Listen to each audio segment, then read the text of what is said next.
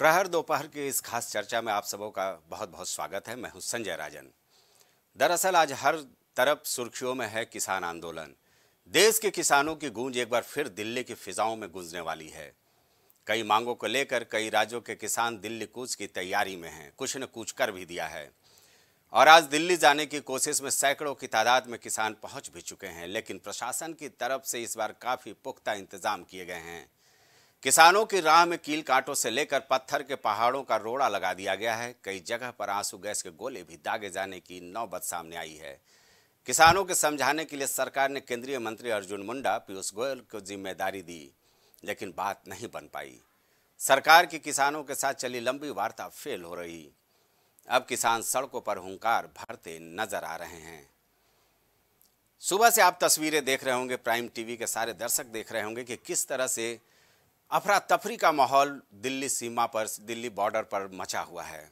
सुबह से ही कई किलोमीटर लंबे जाम का सामना ऑफिस और दफ्तर जाने वाले लोगों को करना पड़ रहा है। कई लोगों का स्कूल छूटा, कुछ अस्पताल जाने वाले मरीज गंभीर हैं, वो भी रास्ते में फंसे पड़े हैं। किसान है मानने का नाम नहीं ले रहे हैं। वो किसी भी तरह से दिल्ली कूच करना चाहते हैं, उनकी मांगे भी हैं। लगातार 2020 से उठा किसान आंदोलन, इसका पार्ट 2 कहा जा सकता है, जो 2024 में देखने को मिल रहा है।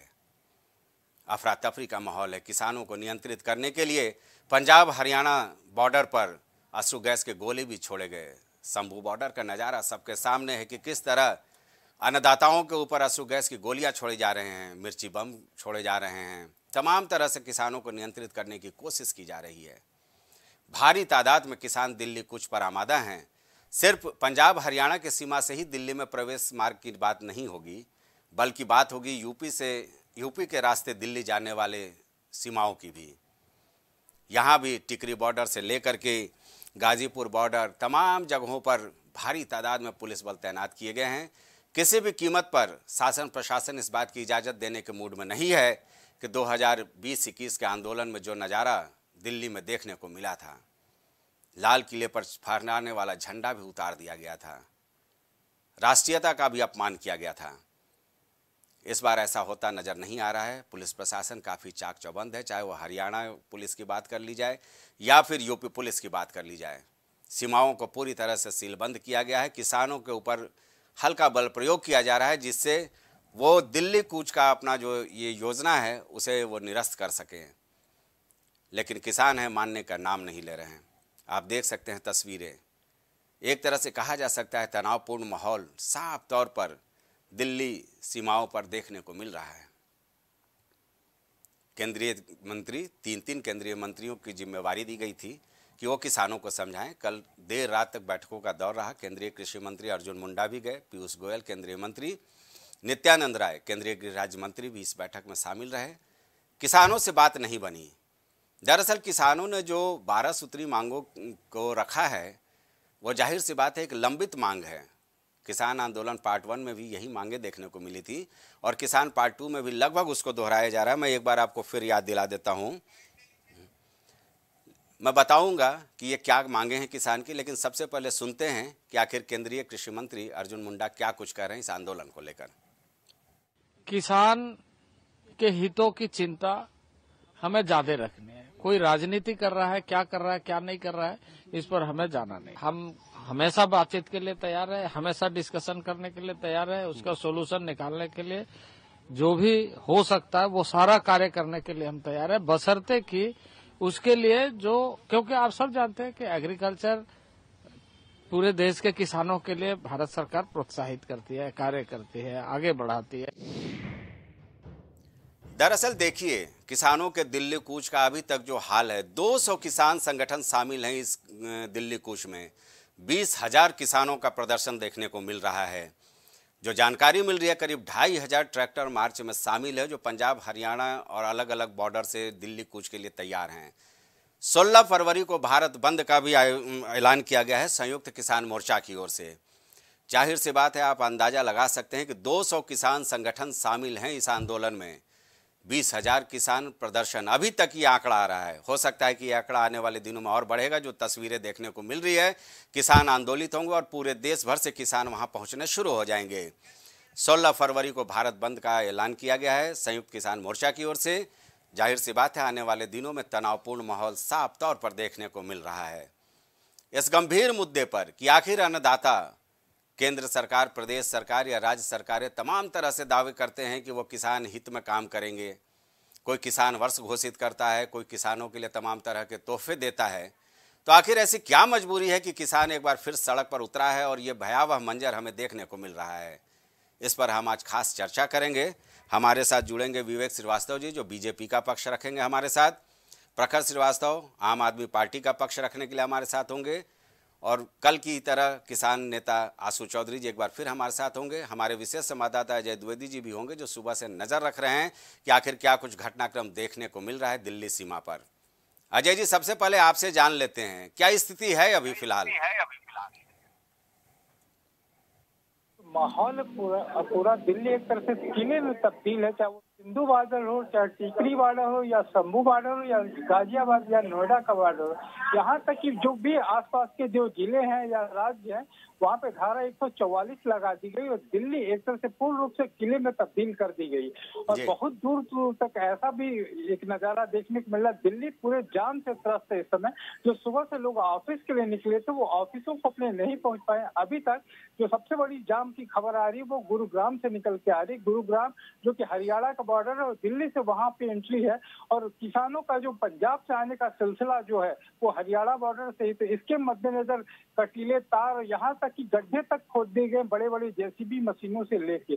और आपको बता दें जो एक बड़ी खबर अभी तुरंत की निकल के आ रही प्राइम टीवी के पास, तो वो ये है कि सीधा सा जो हरियाणा के पूर्व मुख्यमंत्री हुड्डा है वो सोनिया गांधी से इसी मामले को लेकर मिलने के लिए अभी निकल गए हैं, लेकिन वो भी जाम में फंस गए, जो ये बड़ी बात निकल के आ रही। और अभी की जो हालात है बहुत सारे तनावपूर्ण की स्थिति है। यहाँ तक कि लाल किले या और मेट्रो के बहुत सारे स्टेशनों को एहतियात के तौर पे बंद कर दिया गया। और जो सबसे बड़ी बात अभी वो और है कि आंसू गैस के गोले टिकरी बॉर्डर और शंभू बॉर्डर पे जो सुनने को आया कि पुलिस ने दागे। अजय जी, कोई किसानों के हताहत होने की कोई खबर तो नहीं है जिस तरह की भयावह तस्वीर हम देख रहे हैं? किसानों के हताहत की बात तो ये नहीं, अभी इस तरह की खबरें तो नहीं आ रही, लेकिन ये है कि पूरी भगदड़ की स्थिति मच गई है और आंसू गैस के गोले छोड़े गए, वो भी ड्रोन से। और एक तरह से एक चुटपुटिया बम की तरह से जो एक शॉर्ट गन से गोली दागी जाती है, उस तरह की भी खबरें निकल के आ रही हैं। लेकिन ये जरूर है कि बहुत बड़ी संख्या में किसानों को कुछ जगहों पे अरेस्ट करने की भी बात हुई। और आपको बता दें जो सुबह से एक बड़ी खबर निकल के आ रही थी कि आम आदमी पार्टी एक तरह से किसानों के पक्ष में आ गई है। जो उसमें सबसे बड़ी बात है कि बवाना को जो अस्थायी रूप से एक जेल बनाने की बात हो रही थी, तो इसके मद्देनजर केंद्र सरकार ने दिल्ली सरकार को एक लेटर जारी किया था। कहा गया था कि इसको अस्थायी तौर पे जेल में तब्दील किया जाए। लेकिन जो आम आदमी पार्टी ने इसी पे एक कॉन्फ्रेंस किया था, उसका सीधा सा कहना कि हर नागरिक को अपनी बात कहने का अधिकार है, तो वहीं किसान जो कि भारत के अन्नदाता हैं वो भी अपनी बात शांतिपूर्ण ढंग से कह सकते हैं। तो अगर अजय जी बात की जाए यूपी से दिल्ली जाने वाली जो सीमाएं लगती हैं, वहां पर क्या हालात है? किन किन जिलों में तनावपूर्ण स्थिति नजर आ रही है या क्या आपने जो जायजा लिया है अब तक? जो आपको बता दें खास करके पश्चिमी जो कि मेरठ बेल्ट की बात करें वो, और मेरठ की सीमाएं जो उत्तर प्रदेश का है वहाँ से लगी हुई हैं दिल्ली से। और गाजियाबाद में एक लंबी जाम की स्थिति, और जो गाजियाबाद और नोएडा का बॉर्डर है वो सील कर दिया गया है। और यहाँ तक कि बड़े बड़े होल्डर्स, यहाँ तक कि रोडों पे कटीले तारे तक लगा दी गई कि जिससे किसान आगे ना बढ़ सके। लेकिन अभी जो खबर निकल के आ रही कि मेरठ की तरफ से लगभग 2 से 2,500 किसान और पंजाब की तरफ से लगभग 5,000 किसानों का जत्था दिल्ली में प्रवेश करने की कोशिश के लिए निकल चुका है। और सबसे बड़ी बात है दिल्ली पुलिस भी मुस्तैद है, यहाँ तक कि वो गोले, और उन्हें अगर ये आदेश भी दिए गए कि 144 धारा तो आसपास लगा ही दी गई है। अभी दिल्ली पुलिस कमिश्नर संजय अरोड़ा भी मौके मुआयने पे पहुंच चुके हैं। जी विवेक जी, सुना आपने, हमारे संवाददाता बता रहे थे किस तरह से एक तनावपूर्ण स्थिति बन चुकी है। भाई किसानों की मांग मांगने में क्या दिक्कत है? देखिए राजन जी, सरकार के दरवाजे हमेशा खुले। सरकार के वरिष्ठ मंत्रियों ने वार्ता की और वार्ता के लिए सरकार हमेशा तैयार है। सरकार का अब भी मानना है कि रास्ता बातचीत से ही निकलेगा, विवाद किसी समस्या के समाधान नहीं हो सकता। और सरकार ने सारे विषयों पर खुल के वार्ता की। और हम अब भी उम्मीद करते हैं कि विषय का समाधान बातचीत से निकल आएगा। किसानों को भी थोड़ा संयम बरतने की आवश्यकता है। पुलिस के जवान भी आपके बेटे हैं, इनके ऊपर ईटा पत्थर चलाने का कोई औचित्य नहीं बनता। अगर सरकार से आप वार्ता में, तो थोड़ा समय आपको सरकार को देना पड़ेगा। विवेक जी, लेकिन हमें ये समझ में नहीं आता है कि एमएसपी की मांग है या स्वामीनाथन आयोग की रिपोर्ट को लागू करने का जो मांग है, ये तमाम ऐसे चुनिंदा मांगे हैं जिसको अगर मांग सरकार पूरी कर लेती है तो संभवतः ये आंदोलन इतना विकराल नहीं होता। देखिए, स्वामीनाथन आयोग की रिपोर्टें अक्षरशः पूरी तरह एक साथ लागू नहीं की जा सकती। उनकी रिपोर्टों को धीरे धीरे सरकार लागू करने के क्रम में है। दलहन तिलहन जैसे तमाम फसलों को एमएसपी के दायरे में लाने का काम सरकार ने किया। रही बात एमएसपी को जो कानून बनाने की बात हो रही है, उस पर तमाम दिक्कतें हैं। और जो किसानों की मांगे हैं कि मुकदमे में वापस हो, उसमें मुकदमे कानून व्यवस्था के तहत राज्य सरकारों के अंतर्गत आते हैं। राज्य सरकारों से बिना वार्ता की उसमें विषय नहीं निपट सकता। लेकिन आरोप तो ये भी लग रहा है ना कि 2020-21 में जो सरकार ने वादा किया था 2024 तक उसमें कोई भी पूरा नहीं हुआ। ये जो संगठन, जो किसान 200 संगठन जो किसानों के इसमें शामिल है आंदोलन में, उनका ये आरोप है। अगर सरकार वाकई उस पर कुछ वार्ता कर ली होती तो बीच का रास्ता निकलता। नहीं, देखिए, जो सरकार ने वादा किया था, जब प्रधानमंत्री जी ने स्वयं कह दिया कि एमएसपी लागू रहेगा, एमएसपी में कहीं कोई दिक्कत नहीं है, तो किसानों को इस पर भरोसा करना चाहिए।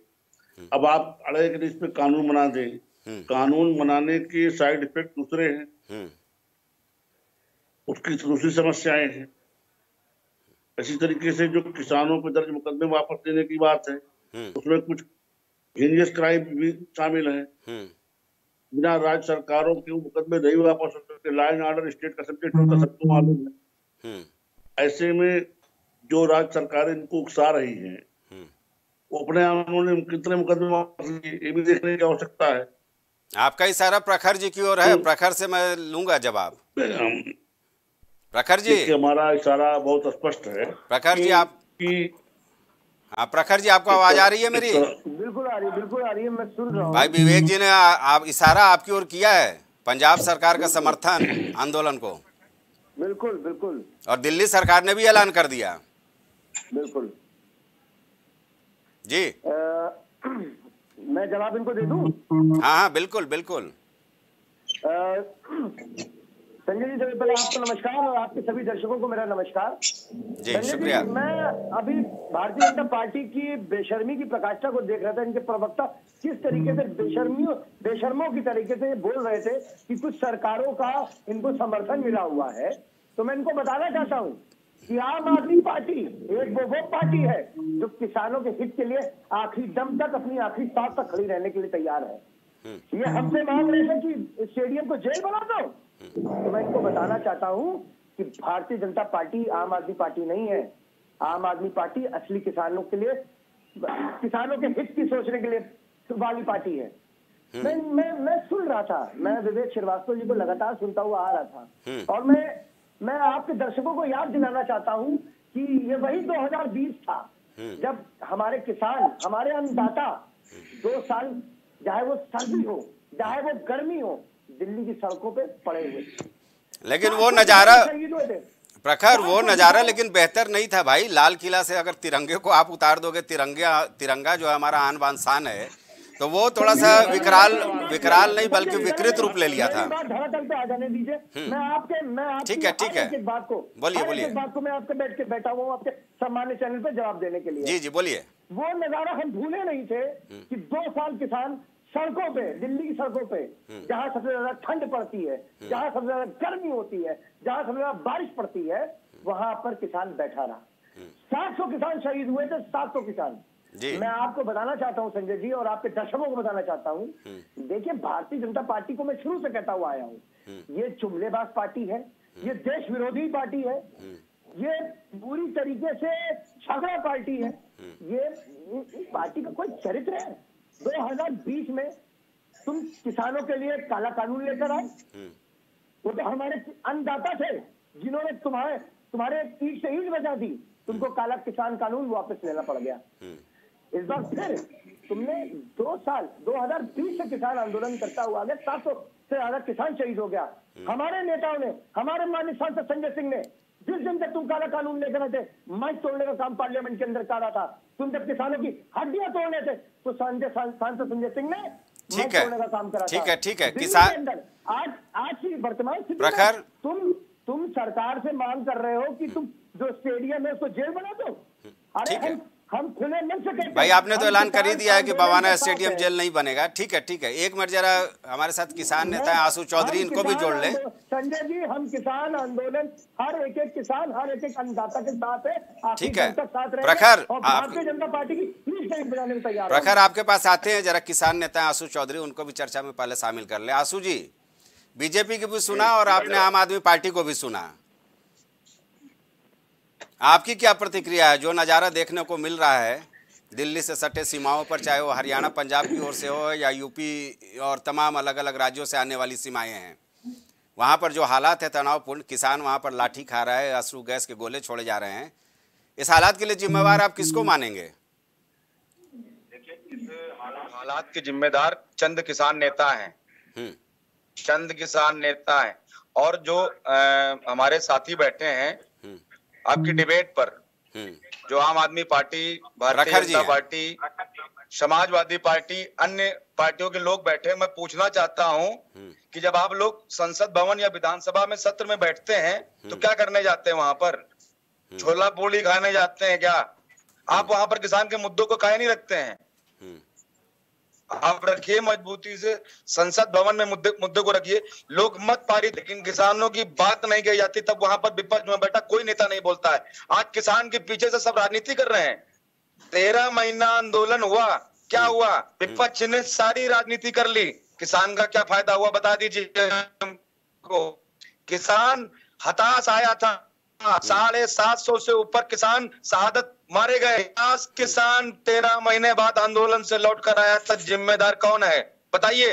मैं आपके चैनल के माध्यम से नेताओं से पूछना चाहता हूं, जिम्मेदार कौन है इसका? इन मौतों का जिम्मेदार कौन है? प्रखर जी जवाब दीजिए भाई। किसान को आज 75 साल हो गए आजादी से, किसी किसान को आंदोलन से 2 रुपए का लाभ हुआ है? लाभ हुआ है तो चंद नेताओं को लाभ हुआ है, और वो नेतागिरी किसानों पर कर रहे हैं। फिर ठीक है आशु, जरा जवाब ले लीजिए, फिर विवेक जी से मैं पूछता हूँ। हाँ आशु, प्रखर बताएं। मैं बिल्कुल जवाब दे रहा हूँ, मैं हमारे सम्मानित किसान नेता को जवाब देने को बैठा हूँ। हाँ। मैं कह रहा हूँ कि जब काला कानून भारतीय जनता पार्टी द्वारा लाया गया था, अरे कौन सा काला कानून बताओ ना, कौन सा काला कानून था आप बताइए? वो बिल चंद एक प्रदेश के लिए नहीं था, वो पूरे देश के लिए करके बोलेंगे। आज देखिए यूपी की हालत क्या है, यूपी का किसान ट्रैक्टर टाली लेकर रोड पर खड़ा रहता है। यहाँ के हालात क्या है आप ये तो देखिए। आशु एक मिनट जरा सुन लीजिए, फिर आपके पास आएंगे, एक एक कर बोलेंगे तो बात समझ में आएगी। हाँ प्रखर, मैं बताना चाहता हूँ, मैंने अभी बोला प्रखर, एक चीज तो है ना कि किसान, प्रखर मेरी बात समझ लीजिए, एक चीज तो समझना पड़ेगा ना कि किसान नेता आशु चौधरी का साफ तौर पर आरोप है कि ये चंद किसान नेता हैं जो पूरे आंदोलन को इस तरह से विकराल और विकृत रूप दे रहे हैं। किसानों को लगता है कि जो कुछ भी सरकार करना चाहती थी वो उनके बेहतरी के लिए था। ये तो आपको भी समझना पड़ेगा ना। क्यों समझना पड़ेगा?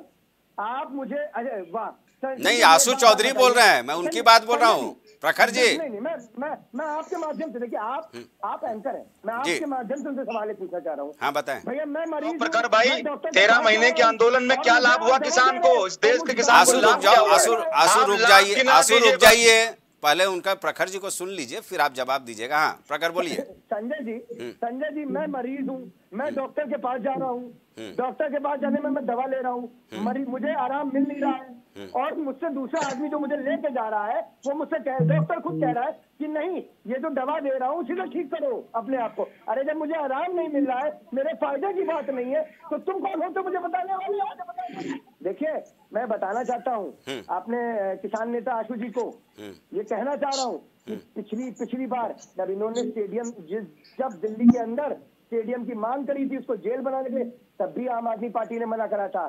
किसान इस बार जब इन्होंने मांग करी है जेल बनाने के लिए, हमने इस बार भी इनकार करा हुआ है। जिस तरीके से 2 साल हमारा अन्नदाता दिल्ली की सड़कों पे बैठा रहा, हमने वहां पे पानी, खाना, राशन सब मुहैया कराया। देखिए आम आदमी पार्टी जो आम पार्टी है वो किसानों के हित के लिए खड़ी हुई है, वो किसानों के लिए, अन्नदाताओं के लिए खड़ी हुई है। जी विवेक जी, आज एक संपादक बता रहे थे कि किस तरीके से आम आदमी पार्टी किसानों का समर्थन कर रही है। अरे वो हमारे अन्नदाता है, हम उनको उनके लिए आखिरी सांस तक खड़े हुए हैं उनके लिए। विवेक जी, किसानों को लेकर दावेदारी हर तरफ से है। देखिए राजन जी, इनका किसी किसान से एक नए पैसे का संबंध नहीं। ये अराजकतावादी है, इनको अराजकता प्रिय है। जो भी अराजकता करेगा उसकी मदद में ये आगे आगे नाचते नजर आएंगे। इनको लगता है स्टेडियम नहीं दिया, जिन्होंने बहुत बड़ा तीर मार लिया।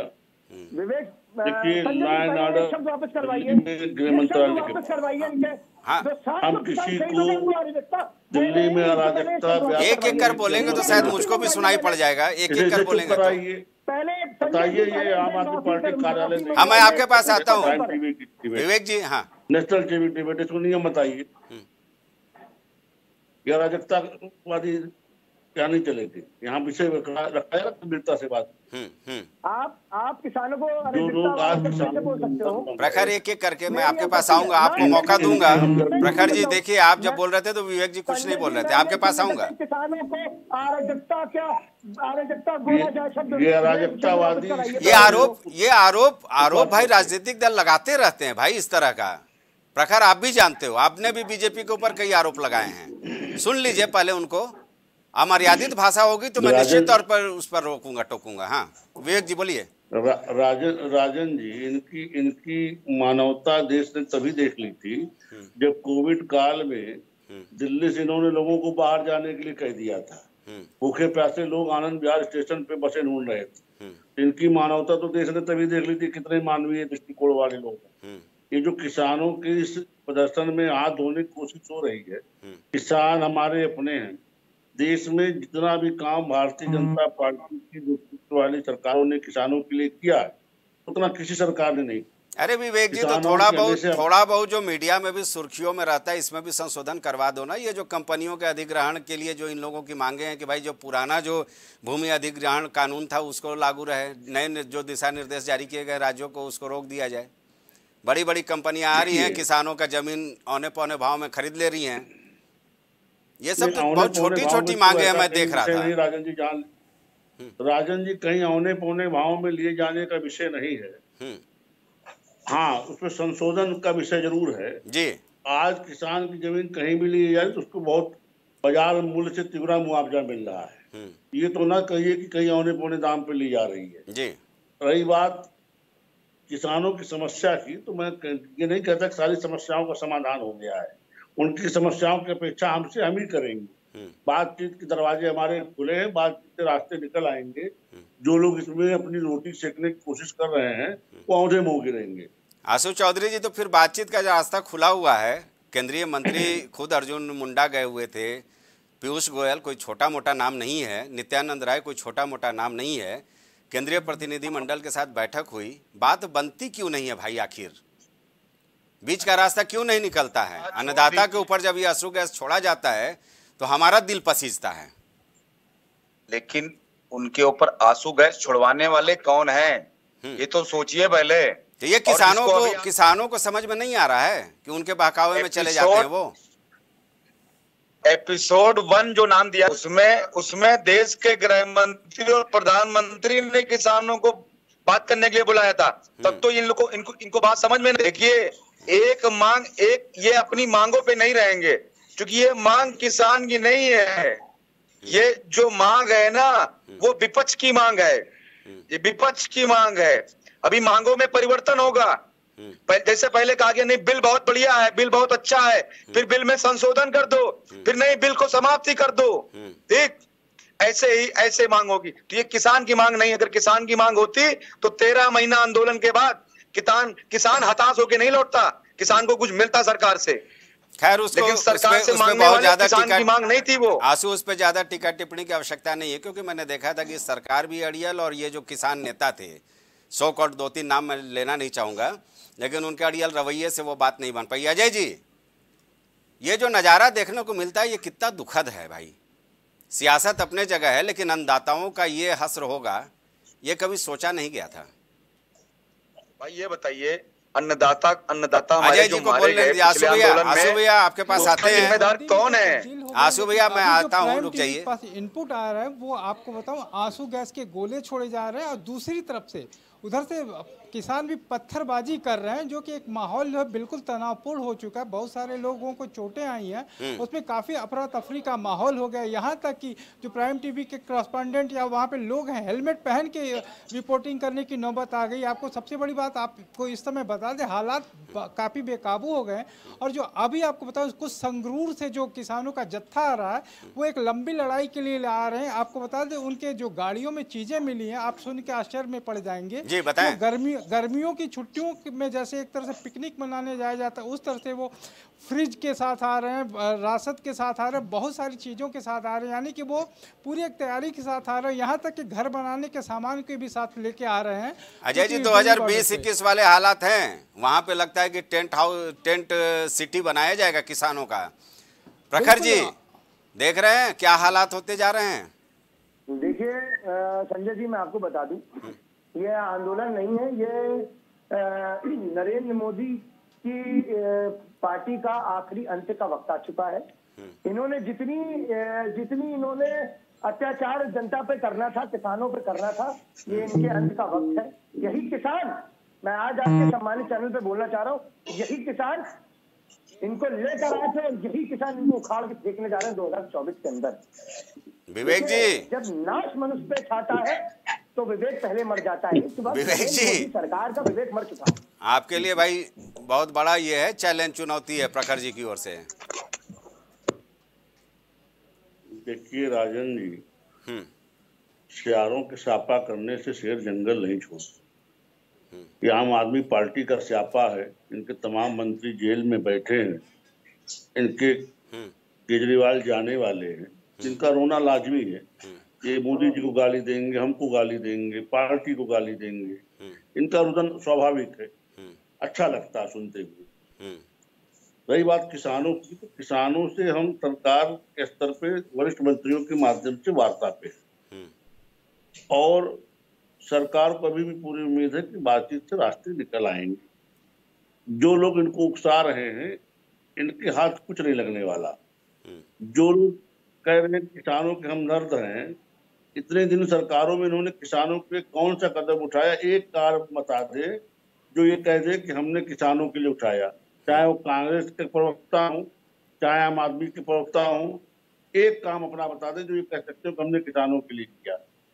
अगर किसान क्रेडिट कार्ड से एमएसपी से लेकर दलहन तिलहन फसलों के एमएसपी के दायरे में लाने का काम किया तो भाजपा की सरकार ने। एक दो काम नहीं है, किसान सम्मान निधि से लेकर के बहुत से काम है जो मैं बता सकता हूँ। एक काम सामने पार्टी का बैठा बता दे तो किसानों के लिए सरकार ने काम। ठीक है प्रखर जी, जवाब दे दीजिए भाई। हाँ, मैं जवाब दे रहा हूँ। ये बहुत झूठ बोल रहा है आपके चैनल पर। मैं इनको आईना रख के दे रहा हूँ उनके मुंह पर। उत्तर प्रदेश के अंदर जो भारतीय जनता पार्टी ने चुनाव लड़ा था, उनके मैनिफेस्टो में था। हम मैनिफेस्टो में लेकर आए थे कि अगर हम उत्तर प्रदेश में हमारे मैनिफेस्टो आपने कौन सा काम किया किसानों के बताओ ना, सरमाया मत फिर बता दे सब। इन्होंने भी हमको बात करो, गाना मत गाया। देखा देखी इन्होंने कॉपी करा था और इन्होंने बोला एक काम बता दो सरकार का। जो प्रखर जी एक काम बता दीजिए ना भाई, विवेक जी को शांत कर दीजिए। मैं बता रहा हूँ, उत्तर प्रदेश मत करो, बताओ। पंजाब के अंदर हम किसानों को मुफ्त बिजली देने का काम कर रहे हैं। पंजाब के अंदर हम किसानों को बिजली देने का काम कर रहे हैं। और मैं इनसे कहना चाहता हूं, मैं आपकी सम्मान, वक्त की कमी है, जल्दी हाँ, संक्षेप में बातें रखे, वक्त की कमी है। 2024 में यही किसान भारतीय जनता पार्टी को उखाड़ के फेंकने जा रहा है और अब ये खत्म हो गई तो ये कभी पलट के आने। चलिए ठीक है, ये भी देखा जाएगा। आशु जी, आप बार बार एक ही चीज कह रहे हैं, 200 किसान संगठन इस आंदोलन में अब तक शामिल हो चुके हैं देश भर से। तो आखिर किसानों से कहाँ चूक हो जा रही है भैया कि इनके बहकावे में चले आ रहे हैं? ऐसा है ना, इस देश का किसान बहुत खोलकर नाम बताइए, आप जानते हैं। और अगर भोला भाला ना होता तो 75 साल आजादी के हो गए, आज किसान गुलाम नहीं होता। और सुनिए, ये मैंने डिबेट के शुरुआती दौर में ही कहा था कि सारे सियासी दल और सारी सरकारें, चाहे वो केंद्र की हो प्रदेश की हो, तमाम दावा करते हैं कि किसानों के जनहित में है, लेकिन किसान आज सड़क पर है। हाँ, मैं आपको बता दूं, जो इस किसान आंदोलन को मैनेज किए हुए हैं पूरा, ठीक है, अभी देखना चंद दिनों बाद वही भारतीय जनता पार्टी के टिकट से चुनाव लड़ने वाले हैं। अभी देख लीजिएगा, ये है आंदोलन का सही रूप। हाँ, सही बात है। चलिए, बहरहाल किसान वक्त के का लिए तकाजा नहीं है, है। वक्त का तकाजा है, समय बस। समाप्त हो चुका है। चर्चा देखिएगा, तो अनंत चलेगी, वरना- क्योंकि अभी हमको वरना लगता है स्टाम्प पेपर पे लिख के आंसू, दे दे। ठीक है, ठीक है, नहीं मिलेगा। इस पर हम चर्चा आगे भी जारी रखेंगे, लेकिन अभी फिलहाल इस कार्यक्रम में वक्त समाप्त हो चुका है। इस चर्चा में हमारे साथ जुड़े रहने के लिए खास मेहमानों का बहुत बहुत शुक्रिया। जाहिर सी बात है, किसान आंदोलन अपने चरम पर है। आने वाले हमें लगता है कि 2-3 दिन तक मामला और गंभीर देखने को मिलेगा। यह विकराल रूप ले, लेकिन विकृत रूप न ले, जो 2020-21 में आंदोलन ने लिया था। निश्चित तौर पर सरकार क्या करती है, केंद्र की, प्रदेश की सरकार क्या कुछ रवैया अपनाती है, ये देखना दिलचस्प होगा। और किसान आंदोलन किस तरह से सारे सियासी दलों के लिए मिशन 2024 में एक चुनौती बनती है, ये भी देखना दिलचस्प होगा। फिलहाल किसान, अन्नदाता सड़क पर हैं, और जो नज़ारा देखने को मिल रहा है निश्चित तौर पर वो हमारे लिए हृदय विदारक है। इस चर्चा में फिलहाल इतना ही। नमस्कार। देश दुनिया की बाकी खबरों को देखते रहने के लिए आप जुड़े रहिए प्राइम टीवी के साथ।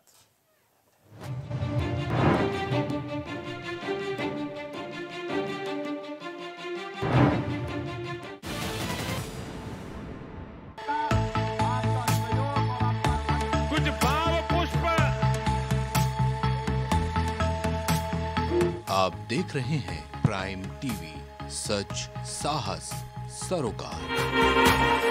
प्रधानमंत्री श्री नरेंद्र मोदी का संकल्प है कि देश का हर नागरिक पोषित, सशक्त और समर्थ बने। जब पूरा विश्व इस सदी की सबसे बड़ी महामारी कोविड-19 से जूझ रहा था, उस दौरान प्रधानमंत्री श्री नरेंद्र मोदी जी के नेतृत्व में भारत सरकार ने प्रधानमंत्री गरीब कल्याण अन्न योजना का संचालन कर देश के गरीबों की खाद्य सुरक्षा सुनिश्चित की। इसी संवेदनशीलता को जारी रखते हुए आज 80 करोड़ से भी ज्यादा लोगों को मुफ्त अनाज दिया जा रहा है। सभी को अनाज, पोषित समाज।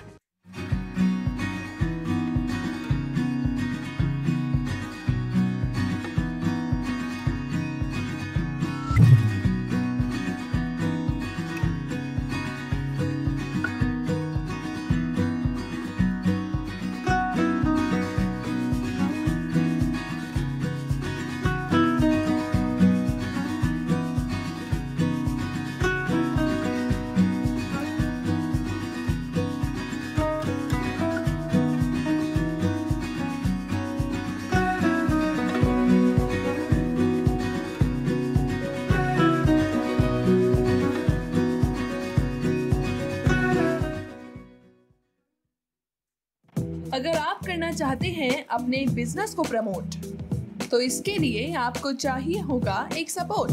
बेहतर स्क्रिप्ट, शानदार ग्राफिक्स, बेहतर विजुअल, दिखाएंगे कमाल, जानकारी पहुंचेगी जन जन तक, आपका काम करेगा धमाल। इन सभी चीजों के लिए अब ना हो परेशान।